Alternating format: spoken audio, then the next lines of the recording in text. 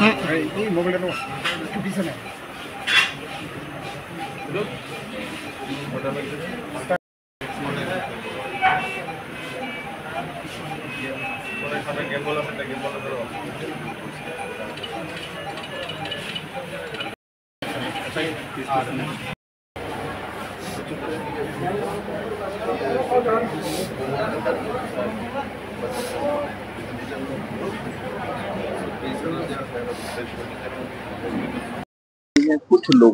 কিছু মানুষের মানসিকতা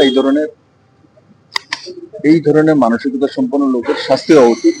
ওর এফআইআর করার জন্য বলা হয়েছে, সেটা না স্থানীয় বিধায়ক করিয়েছে না বিজেপির পক্ষে করিয়েছে।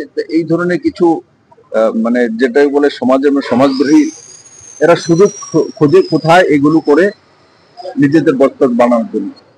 তো আমি কথা বলেছি, তো তাদের কিভাবে শাস্তি করা যায় সে বিষয়ে পদক্ষেপ নেওয়া হবে।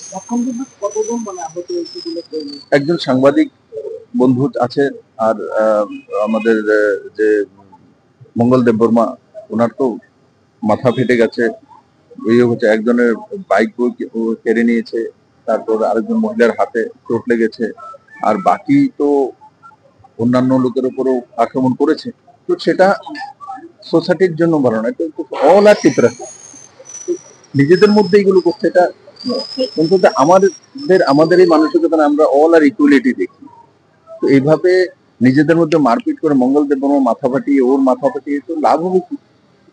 পাড়া প্রতিবেশী এক জায়গায় থাকে, এক মানসিকতা রাখতে হবে।